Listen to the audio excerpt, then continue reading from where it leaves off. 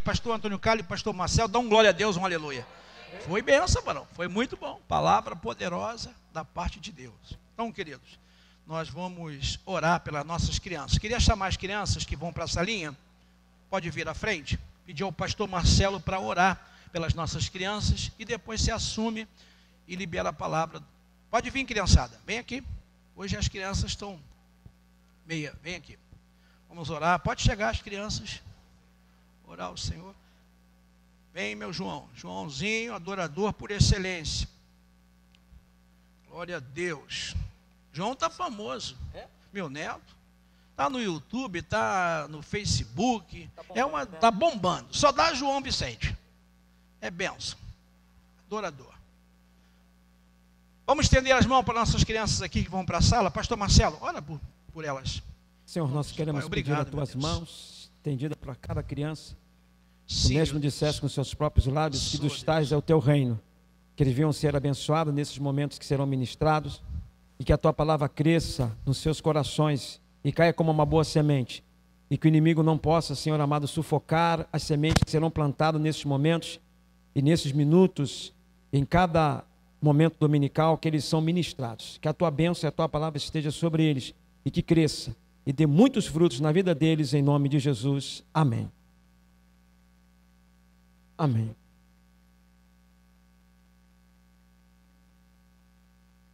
Tá bom. Ok.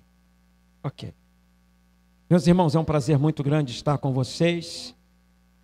Depois desse momento que nós estamos passando, tão caótico, mas o nome do Senhor está sendo glorificado. Fico muito alegre, como eu falei com o pastor, disse que nós estaríamos passando por aqui. Eu tenho 40 minutos, então dá para me dividir bastante, compartilhar primeiramente com os irmãos algumas experiências. E quando eu falei com o pastor que nós estaríamos aqui, ele já sabe que quando eu passo, é o local marcado de estar aqui com vocês, pelo carinho que eu sou recebido aqui já na porta, os irmãos já abraçam, pastor, que saudade, e eu fico muito lisonjeado. E é muito bom nós estarmos em lugares que nós nos sentimos amados. E passando por aqui, chegamos essa semana, também juntamente com vocês, o pastor falou que a igreja ficou aqui fechada durante esses 90 dias. Lá também a situação ficou muito caótica, porque Portugal não deu nem tempo de nós sairmos para fazer aquilo com o qual nós estávamos propostos. Nós estávamos já com uma cidade para abrir já uma base missionária, mas com essa pandemia tudo se fechou, não se podia sair do seu local durante muito tempo. Aqui foi só um período, mas lá durante muitos meses você não podia transitar, você não podia sair da cidade que você estava. E esse local onde nós iríamos abrir essa base missionária ficava cerca de 350 quilômetros de Lisboa, era no centro, era numa fronteira com a Espanha. E nesse local que nós iríamos, estavam visualizando já abrir essa base missionária por ficar com a divisa com a Espanha, é um local muito distante. E dentro dessa situação toda que aconteceu, Portugal, a faixa etária é muito elevada, muitos idosos. Mediante isso, tinha pessoas, pastor, que estavam praticamente nos seus lares. A GNR, que é uma polícia metropolitana portuguesa, ela passava nessa cidade e às vezes, quando não via a janela aberta, quando ia ver, tinha 3, 4 pessoas mortas dentro de casa. Isso 15, 20 casas em algumas aldeias. E nesse local não tem uma igreja evangélica. 38 cidades em Portugal não tem uma igreja evangélica. E é muito pertinente eu dizer para vocês nessa noite que aqui a igreja, a grande maioria, a faixa etária de bastante jovens, para ter uma compreensão de como o mundo nessa pandemia, muitas coisas mudaram. Muita coisa mudou, nós mudamos. Nós nunca mais seremos o mesmo após essa situação. O nosso costume mudou, o nosso modo de vivente não é mais o mesmo, os nossos pensamentos praticamente eles foram revolucionários. Alguns costumes que nós tínhamos não são mais, esses valores não são mais viáveis no momento em que nós estamos vivenciando. Então nós não somos e nem seremos mais o mesmo depois dessa situação. E quando as notícias chegavam que muitas pessoas estavam mortas dentro dos seus lares, e eu saio daqui para ser um missionário lá, a primeira coisa que vem no meu coração para perguntar: que conta nós daremos a essas pessoas que talvez nunca ouviram falar de Jesus? Nunca. Se lá naquele período não tinha uma igreja evangélica, rádio lá não tem essa propagação, essa mídia que existe de falar de Jesus. Eu estou falando de um país socialista, católico, onde o evangelho praticamente ele está facultado praticamente no seu cerne, no centro de Lisboa e nos seus arredores. Como eu repito, 38 cidades, freguesias, não tem uma igreja evangélica. Isso me faz pensar o que nós estamos fazendo como igreja. Como igreja. Como igreja. Talvez você está aqui, passou por alguma situação, algum familiar seu, talvez você possa ter perdido alguém. Se você não perdeu, graças a Deus, mas sempre alguém conhece alguém que passou por uma situação difícil nesse momento. Tem ovelhas minhas passadas, que a gente, a pastor, não deixa de ter nossas ovelhas que faleceram devido a essa situação. Mas nós eu fiz essa pergunta: o que vai ser da igreja se ela não se despertar pós-pandemia? Qual é a nossa atitude? Porque a pergunta que se faz é: por que Deus permitiu tanto esse acontecimento? Por que tudo isso veio acontecer? Eu creio que Deus, na sua infinita soberania, permitiu que tudo isso acontecesse para que nós viéssemos, talvez, num momento como esse, avaliar os nossos valores, repensar os nossos valores, como igreja, como propagador do evangelho. Muitos missionários voltaram do campo. Eu estou me mantendo ainda pela graça de Deus, porque o euro está 6,50. Muitas igrejas não têm condições de continuar mantendo os seus missionários. Voltaram para a base onde eles estavam. Que você imagina, 1.000 euros para sustentar um missionário é R$6.500. Eu saio daqui, o euro está 4,10, 4,20. Eu chego lá, o euro está 6,50 logo com essa pandemia. Continuo lá por graça e bondade e fidelidade de Deus para com a minha vida, senão teria retornado também, retroagido uma jornada o qual eu propus no meu coração. Então por isso eu agradeço os irmãos por orarem por nós, porque a oração que faz com que as portas se abram e nós possamos manter o nosso projeto, o qual Deus colocou no nosso coração. E como eu já vou entrar na mensagem, eu trouxe um livro, 31 razões porque as pessoas não recebem a sua colheita financeira. Irmãos, esse livro ele está na Amazon e na internet a R$47. Eu não vou colocar preço. Se você quiser deixar uma oferta missionária ali, ele está ali. Depois eu vou estar juntamente recebendo os irmãos. Não podemos mais nos abraçar, mas pelo menos um toque de punho fechado, ou cerrado.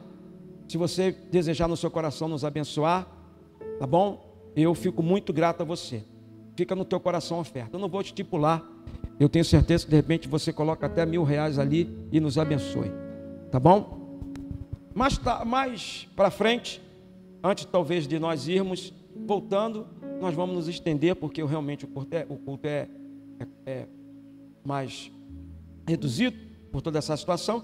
Vamos ter um tempo melhor. Como eu estou vindo pela primeira vez, na segunda vez eu vou contar alguns relatos missionários, algumas experiências que nós tivemos lá, logo com essa pandemia. Então eu peço aos irmãos, continue orando. Continue orando. Eu sei que a África é um local que precisa, mas olhe para a Europa. Há uma conspiração muito grande que nós precisamos, a igreja precisa estar orando. Nós não imaginamos que praticamente Deus permitiu que isso acontecesse para algumas máscaras fossem arrancadas. E as coisas nós podemos ver nitidamente o que está por trás de tudo isso e dessa pandemia. Portugal praticamente só teve 2.000 pessoas que morreram.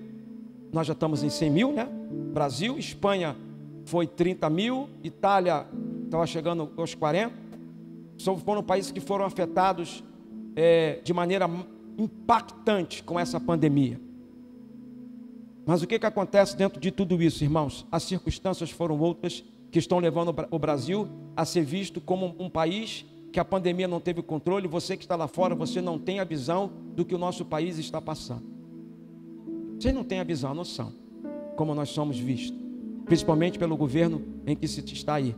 Que praticamente a Europa, ela tem ojeriza pelo nosso presidente, porque a grande maioria dos países europeus, eles são socialistas, a libertinagem e tudo acontece de todas as maneiras.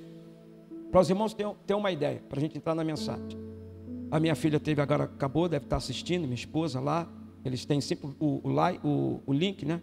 E eu vejo quando também, quando eu chego da igreja, lá já deve ser mais ou menos 8, 9, 10, meia-noite. Eu também chego e assisto, coloco sempre alguma coisa, se quem vê, está analisando, eu sempre coloco um like. E logo assim que a minha filha chegou no consultório, e ela falou que estava grávida, apresentou o exame. A primeira coisa que o médico perguntou para ela: você quer abortar? Primeira coisa que ele perguntou se ela estava bem, se estava mal. Você quer abortar? Isso lá era coisa tranquila. E o nosso governo, o nosso presidente não permite isso. Está essa celeuma aí. Agora eles estão aproveitando para tentar de todas as maneiras invadir a nação com essa petição do divórcio. Lá é coisa simples, você fazer um divórcio, você fazer um aborto. Agora eles vão investir para tentar fazer com nossa nação, mais uma vez, aprove algo que é uma abominação contra Deus. Países que, se você analisar de maneira geopolítica e espiritual, se você analisar países que são permitido o aborto, você analise a vida desse país. A maioria deles, o índice de suicídio é altíssimo. Eles estão debaixo de uma ilegalidade demoníaca. E ore, irmãos, para que isso não aconteça no nosso país. Não aconteça. Não aconteça. Vamos continuar orando. Eu acho que nunca foi um momento que a igreja se posicione. Eu creio que isso, meu pastor, é para a igreja sair de Judéia. A igreja precisa sair. E é o texto que eu quero ler com os irmãos. Abra a sua Bíblia no livro de Atos dos Apóstolos, capítulo 1.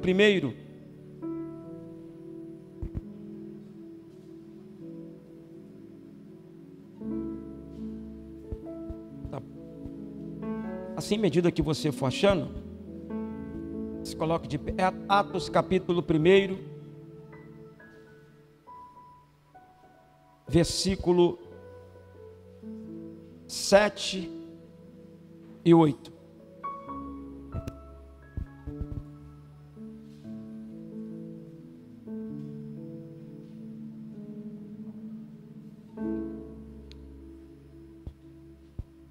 Isso. Versículos 7 e 8. Eu vou ler o versículo 7 e eu peço à igreja que lê o versículo 8.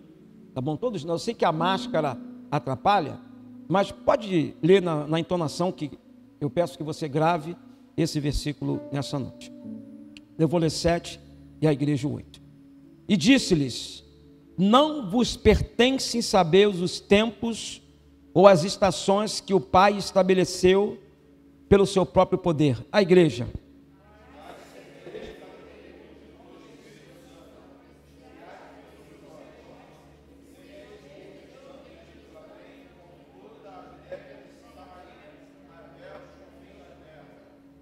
Amém. Podemos ter um sentado, irmão.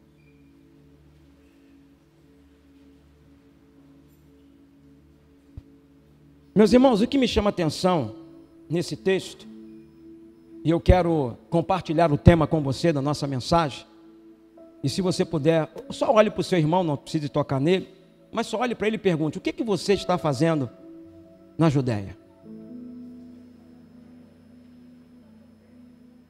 O que você está fazendo na Judéia?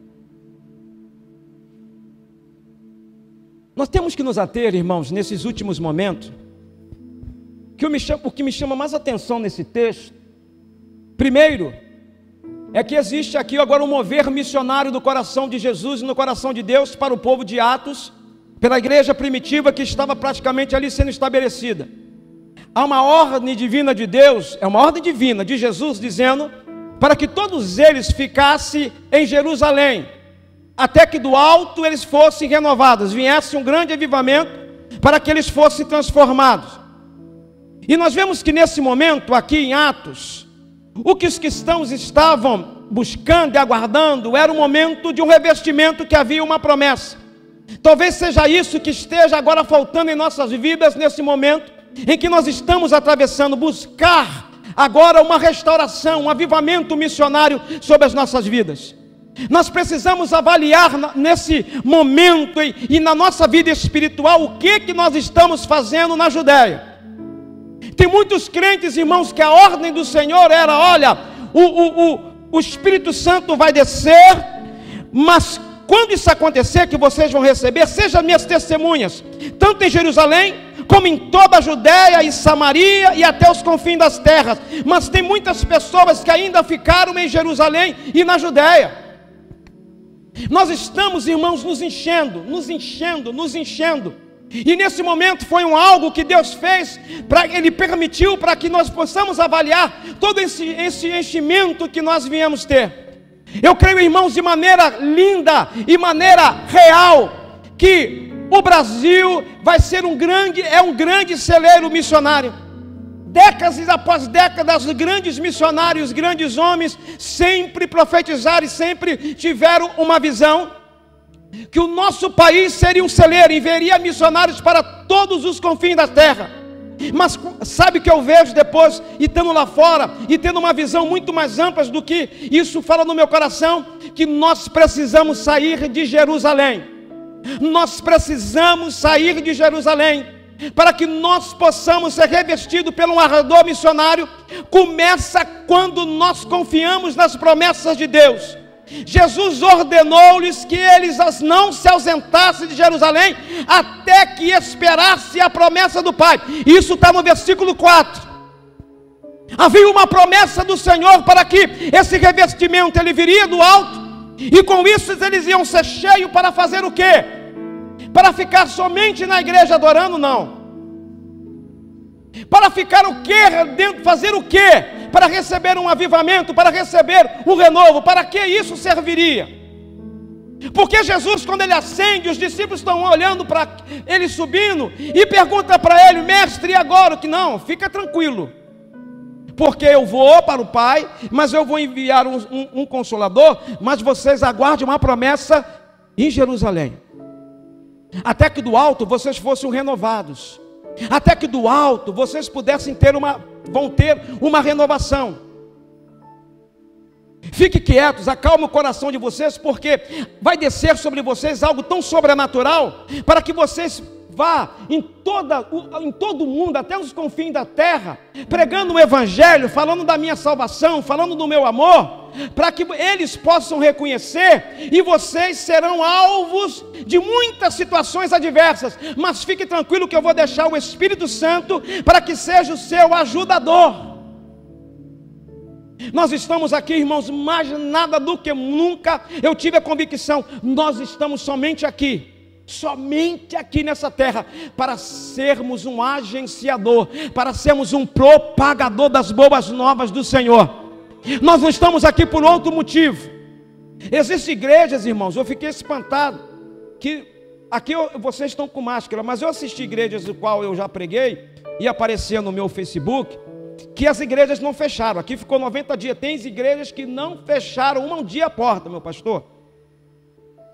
E o líder, eu conheci os líderes de algumas igrejas como essas, eles eram hipertensos, já ficaram com problema de hipertensão, já tiveram, era grupo de risco, e os cultos não pararam, todo mundo sem máscara, um abraçando o outro, aquela coisa toda, e ninguém faleceu. Eu falei, meu Deus, isso não pode ter sido outra coisa a não ser milagres. Nós ouvimos tantas coisas e pessoas, não podemos tentar o Senhor nosso Deus, não, nós temos que ter cuidado, a ciência tem que ter a última resposta. Que resposta que a ciência tem para o mover que Deus está permitindo? A ciência não sabe nada, porque Deus continua soberano, tudo acontece debaixo do controle dEle. Quer ver como é que a ciência não sabe nada, irmãos? Quantas pessoas que você conhece, como eu conheci, que alguém da família foi contaminado, ficou entubado, mas os outros familiares ninguém teve nada. Existem famílias que um foi contaminado e todos foram. Que parâmetro é esse? E muitas pessoas que eram grupo de risco. Eu conheço uma pessoa que era grupo de risco de alto nível. Ela pegou o Covid-19. Irmãos, ela tomou só ivermectina e azitromicina. E foi curada em casa. Ela deve ter mais ou menos 110 quilos. Que parâmetro que a ciência tem para dizer quem fica em casa e quem não fica? Claro que nós recebemos uma ordem convencional. Se acontecesse alguma coisa dentro da igreja também, ia dizer que o pastor é culpado, que ele foi negligente, que abriu a igreja, sabendo nessa pandemia. Mas qual foi o parâmetro que nós possamos dizer que a ciência domina quando Deus diz: olha, eu vos chamei e eu vou trazer um revestimento para vocês, para que vocês alcancem o mundo todo com a minha palavra. Jesus, quando ele permite que o Espírito Santo viesse para que o povo pudesse ter a certeza que algo o revestiria, para que eles pudessem avançar e transportar as fronteiras de qualquer situação que aconteceria. E o texto vai dizer que durante 40 dias Jesus esteve com seus discípulos, depois foi levado para os céus. Em seguida, nas perseguições começaram a acontecer contra a igreja neste momento, e aqueles discípulos apenas ficaram aguardando uma promessa, uma ordem, e esperar-se em Jerusalém era uma promessa do Pai. E o que nós vamos viver nesses últimos dias? A promessa do Senhor, que 1000 cairão ao nosso lado, 10.000 à nossa direita, e nós não seremos atingidos, que nenhuma praga chegará na nossa tenda. Essa é a promessa do Pai. É uma promessa. Não temos como continuar o nosso trajeto, a nossa jornada sem uma promessa. Se essas portas estão abertas, nós estamos confiando numa promessa de Deus, que nenhum mal nos atingirá. É a promessa que nós estamos aqui. Porque nós estávamos até no avião quando viemos, e as pessoas começaram a questionar. Você fica durante 13 horas, o voo é 12 horas, com pessoa colada no teu lado. Fiquei na cadeira de 4, colado. Tu tira a máscara para comer. Na hora de sair, irmãos, tripulantes, espera fila por causa do Covid-19. Então por que não fizeram espaçamento também nos aviões? Porque perde dinheiro. Por que estou adiando o carnaval para abril? Agora a igreja tem que ficar fechada. Quantas igrejas não conseguiram abrir mais as suas portas, que os pastores perderam as suas ovelhas, não por Covid de medo. Conheço os 10 pastores que ligaram para mim, entreguei o ministério e me aliei com outro. Será que isso simplesmente foi algo fortuito ou algo planejado? Por que não adiaram as eleições? Irmãos, nós não somos idiotas. Eles dizem que o crente é alienado, que esse negócio de Deus, que Deus vai fazer, que Deus está no controle. Eles nos veem assim. Eu estava com a minha Bíblia indo para o monte, aí saiu lá em Portugal, saiu uma mulher que ela me olhou, aí falou para o marido: esse negócio aí dessa igreja mentirosa, falsa. Pô, eu nem falei nada, nem abri a minha boca, a mulher já me saiu saraivando. Eu falei: eu acho que isso é comigo. Que eu estava na calçada esperando o irmão que ia me pegar, e a mulher começou a falar: a igreja verdadeira é católica. Isso é tudo mentira, esses pastores ladrão dessa igreja, Aí eu falei assim: Jesus, muito obrigado. A Bíblia diz: vós aventurados quando for ser perseguido, então eu sou bem-aventurado. Já fiquei tranquilo, já sei que o diabo já se levantou, entendeu? E se levantou lá em cima, ia ser uma bênção. Porque, irmãos, preste uma atenção, o pastor vai para o monte. Toda vez que você descer do monte e alguém já te interpelar, pode ter certeza que Jesus, quando sobe, quando desce, que ele encontra Satanás. Então ele sempre, quando tu vem de uma bênção, ele vem para te atingir. Eu fiquei ligado, eu falei: rapaz, Satanás, eu nem fui para o monte, ele já começou a me perseguir aqui. Então já estou no caminho certo. Estou no caminho certo, porque eu estou debaixo de uma promessa. Eu não estou debaixo de alguma coisa que aconteceu no meu coração. É uma geração jovem aqui na igreja que tem que estar debaixo de uma promessa. Eles têm um futuro muito maior do que nós que estamos aqui agora administrando todo esse momento. Eles têm um futuro. Amanhã a história eles vão poder contar daqui a 20, 30 anos para os seus netos, que estão, o que passaram, e se ficarem firmes, vão poder dizer o que Deus fez nesse momento, em que todo mundo parou, mas que a igreja se manteve firme, porque ela estava debaixo de uma promessa, de uma promessa. Mas o que significa, irmãos, esperar em Jerusalém? Jerusalém era o centro neurálgico de toda a religião, de tudo, política, das decisões importantes, e tudo acontecia ali em Jerusalém, e era um lugar onde Deus lá ia começar uma obra de grande avivamento, e fazer com que a igreja crescesse ali, significava que a igreja precisava esperar no local que Deus havia determinado. Nós temos que esperar o momento passar, mas como nós esperamos em Jerusalém? Primeiro lugar, irmãos. Segundo lugar, quer dizer, esperamos orando. Segundo lugar, esperamos as promessas de Deus. Na promessa, esperamos a promessa de Deus, esperando a promessa em Jerusalém de Deus. A igreja não pode fugir desse determinado alvo e da palavra. Esperar que Deus ele possa se mover em nosso favor. Eu sei que você está aqui nessa noite, você está com seu coração talvez por alguns acontecimentos. A gente chega aqui, não pode mais abraçar, não pode, é muito complicado essa situação. Você entra, passa álcool gel, você não sabe o que fazer. Se bota máscara, coloca máscara. Quem passou álcool gel com máscara faleceu, quem não passou está aí. Aí você pergunta, será que fizeram estatística com os mendigos?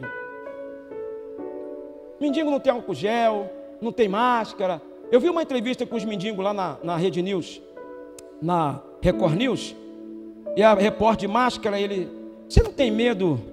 Não, já estou imunidade, já estou imune, tenho uma imunidade. Já teve tanta coisa, eu não morri, e essa eu vou morrer agora. E pegou o carrinho dele, pegou o cachorro, já viu que todo mendigo tem um cachorro. Botou o cachorro no carrinho e foi embora. E aí, irmãos? Quem já chegou no ponto de socorro assim, e para esperar alguém? Quantos aqui já teve? Eu?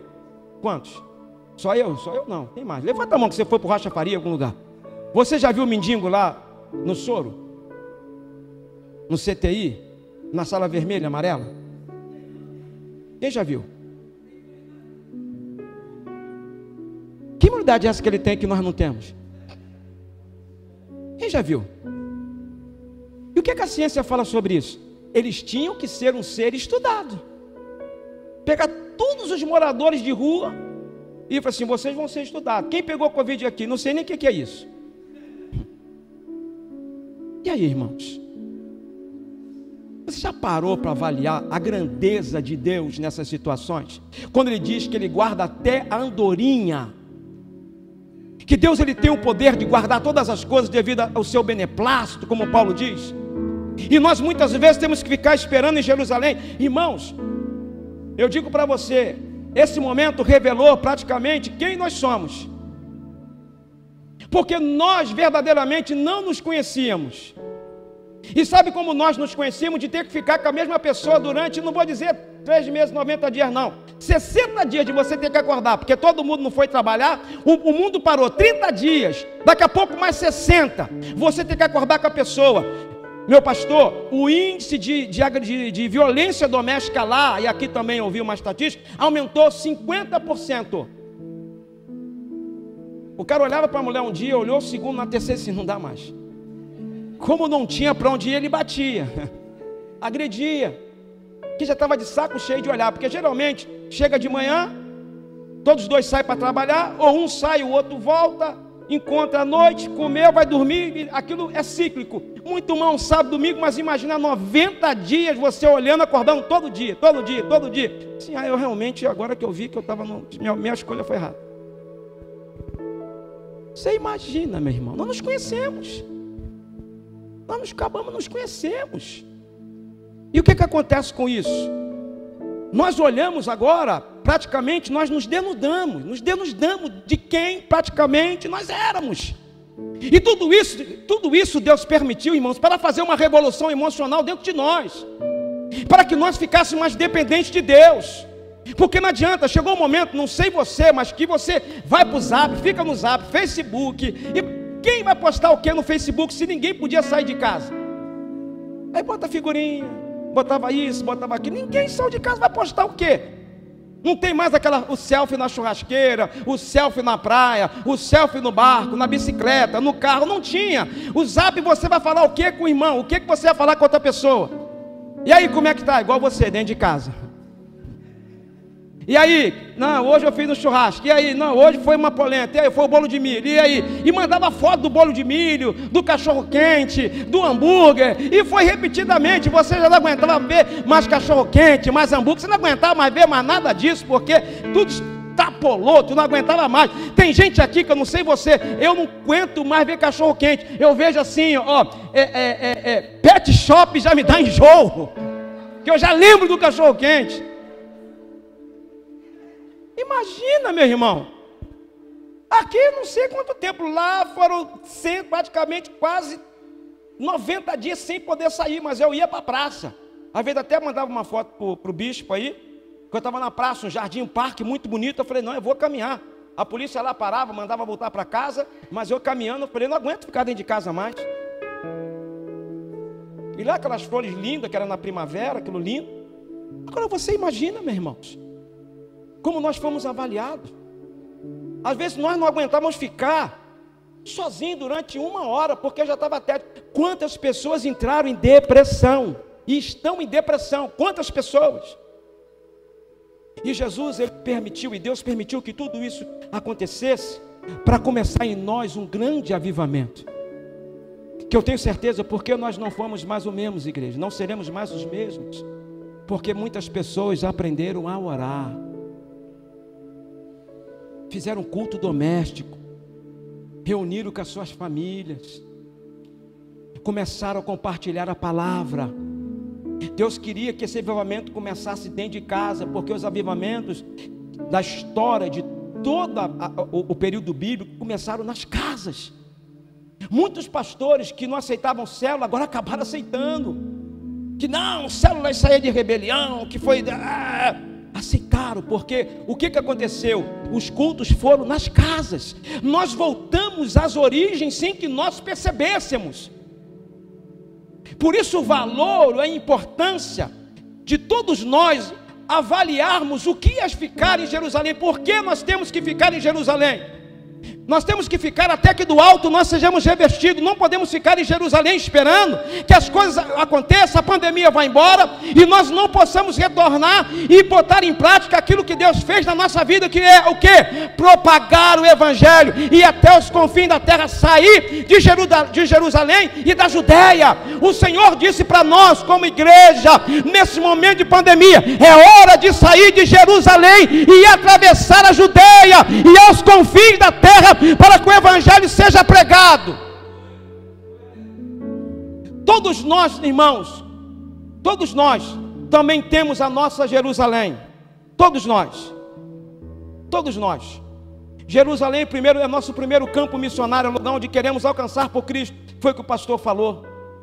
É o primeiro lugar que nós precisamos alcançar e reavaliar os nossos valores como servo do Senhor.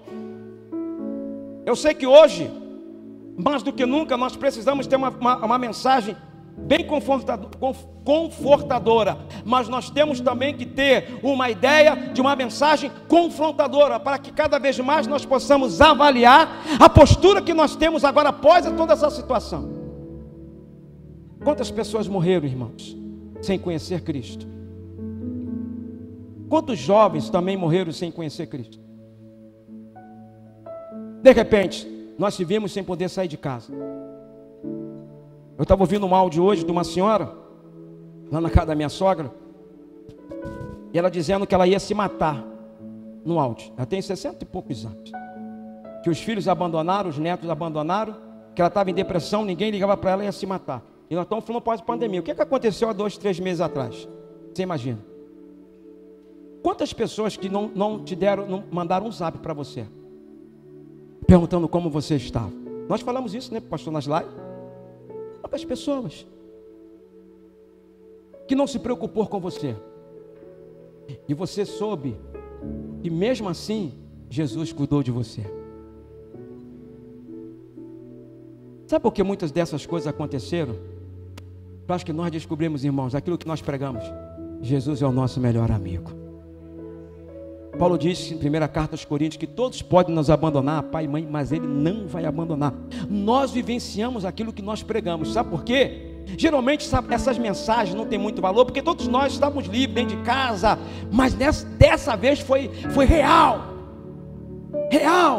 De você não ir na casa da sua avó porque ela era grupo de risco, você não ir na casa de fulano, do seu pai ou da sua mãe porque eles também eram grupo de risco. Quantos iam e deixava a compra na porta porque não podia ter contato? Isso foi anos, foi meses, foi semana, e nós podemos avaliar a importância de saber que nós temos que estar centrado no Senhor, E crendo, irmãos, contra tudo isso, o texto vai nos dizer, irmãos, que eles tinham uma promessa, e a promessa é algo que tem que estar no nosso coração. A Bíblia fala em Romanos, no capítulo 4, no verso 18, que Abraão, ele creu contra a esperança, mas ele tinha uma promessa no coração. Sabe o que você crê contra a esperança? Está dizendo que eu tenho a esperança de ver alguém salvo, mas a esperança, ela não é uma realidade, mas eu creio contra ela. Eu acredito contra ela que eu vou ver aquilo que eu espero, apesar que eu vou crer contra a esperança. É um paradoxo isso, irmãos, mas nós vivenciamos isso, de saber que todos os acontecimentos estavam contra nós, mas nós iríamos continuar acreditando que o Senhor está conosco, Ele é o nosso refúgio, Ele é a nossa fortaleza, e é socorro bem presente na angústia. As palmas louvam o Senhor.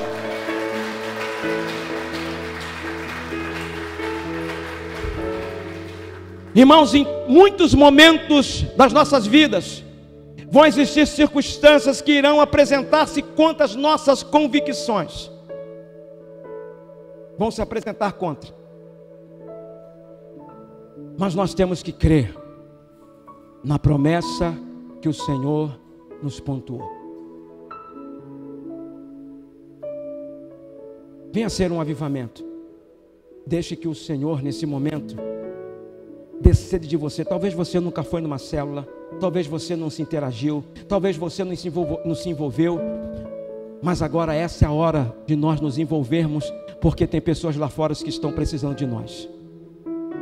Pessoas lá fora que estão precisando da nossa ajuda. Nós precisamos ser o movimento missionário. Mas não precisa atravessar como eu, não, é um caso específico. Mas agora todos nós seremos missionários do nosso bairro. A nossa Jerusalém nesse momento é o nosso campo. Qual é o nosso campo? É onde nós estamos.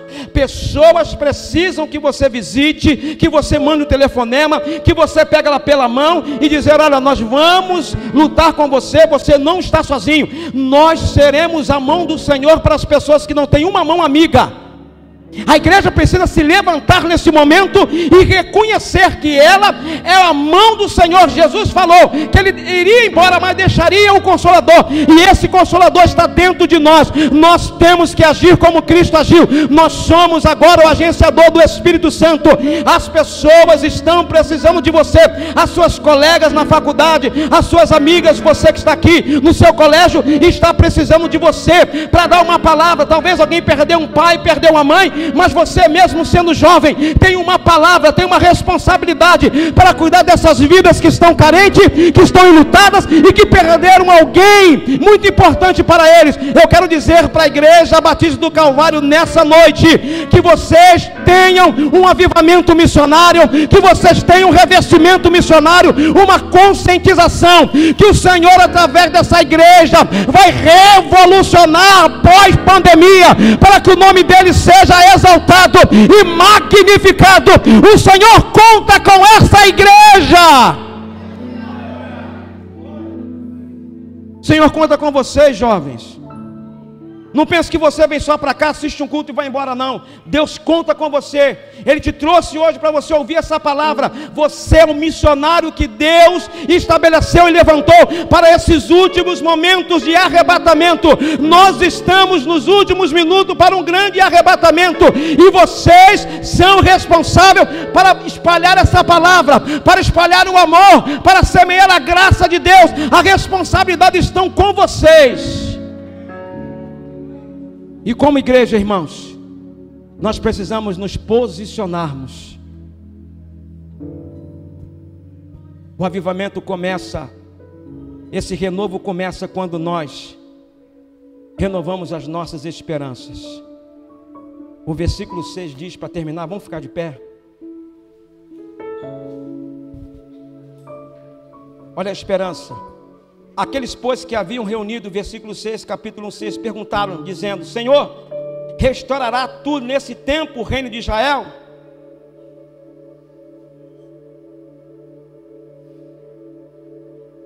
Tudo começa quando nós renovamos as nossas esperanças.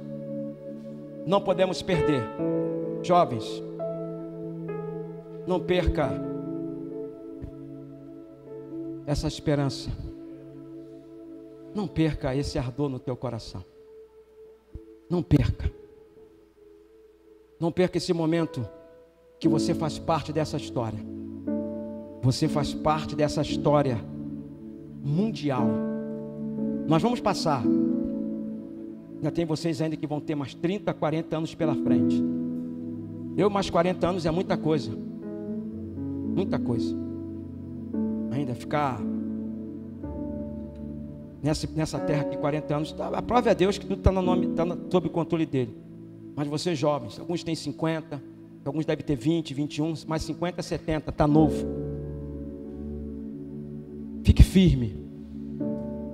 Se renove a cada dia. Não deixa que nada que você escute, que você veja, venha abalar a sua esperança. Nada. Nada, porque nós temos uma missão a cumprir. Deus, mais do que nunca agora, precisa que a igreja se movimente. E se movimente debaixo da promessa, debaixo de uma revelação, debaixo de uma palavra. Mais do que nunca. Eu vim trazer essa palavra nessa noite de avivamento. Amém? Eu quero convidar você a vir aqui na frente. Eu quero orar por você. Eu não vim de longe à toa. Eu quero orar por você que precisa, tem sentido.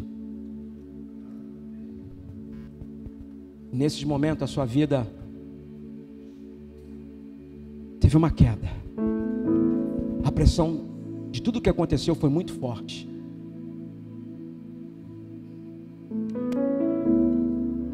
Meu pastor estava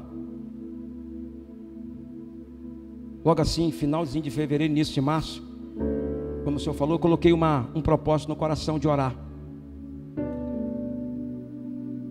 E como não sabia como era o monte, onde era o monte, tinha recém chegado, eu comecei a orar nesse parque. É um parque muito lindo, tu viu, né? Eu mandei para o senhor, muito lindo esse parque. E fui para o parque orar, a hora 9. Eu fiz uma campanha das 3 horas da tarde. Todas as 3 horas eu saí de casa, até hoje, meu relógio desperta 10 para as 3. Eu fui para esse parque orar, finalzinho de fevereiro. E todo dia eu ia orar, porque eu não orava em casa, eu gosto de orar alto e tal. Chegando lá, um irmão apareceu no meio das árvores que eu estava. Enquanto vocês ajustam o som para a gente terminar. O irmão chegou assim e falou assim para mim: Shalom, shalom. Eu falei: Shalom. A senha, né? Aí o pastor está orando, posso orar com o pastor? Eu falei: pode, amado, vamos orar. E começamos a orar, o povo lá correndo, caminhando, e a gente lá no meio das matas. Ele falou assim: pastor, o senhor quer ir para o monte? Eu falei: agora. Estava na guerra, vamos para o monte. Irmãos, nós ficamos indo para o monte, pastor, todos os dias, do finalzinho, lá para o dia 25 de fevereiro até praticamente dia 10 de julho, orando ininterruptamente, 120 dias orando nessa pandemia. Sabe por quê, irmãos? Porque para estar debaixo de uma promessa, para que eu não fosse pego de surpresa, eu não entrasse em depressão, eu não ficasse angustiado que se acontecesse alguma coisa com meus filhos aqui, meus netos, eu simplesmente me coloquei nas mãos de Deus. Por isso eu quero que você saia do seu lugar e quero orar por você, para que o Senhor também, como aconteceu em Atos, no capítulo 1, versículo 8, Deus ele possa revertir a sua vida de autoridade por aquilo que Deus tem para fazer na sua vida. Eu quero que o Senhor hoje faça uma revolução no teu interior, por mais que seja mínima, mas que você saia daqui não sentindo com aquilo que você estava. Olha, aquilo que eu sentia foi embora. Pode ministrar, Vasco.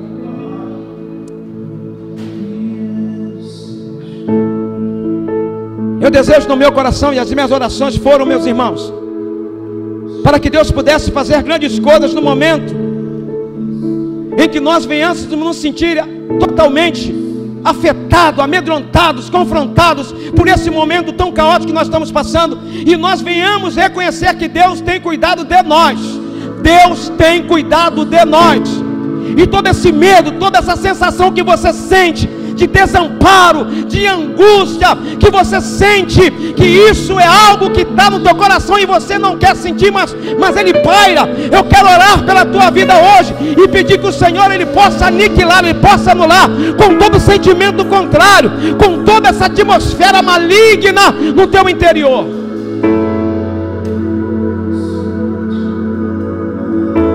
Eu quero orar pela sua vida.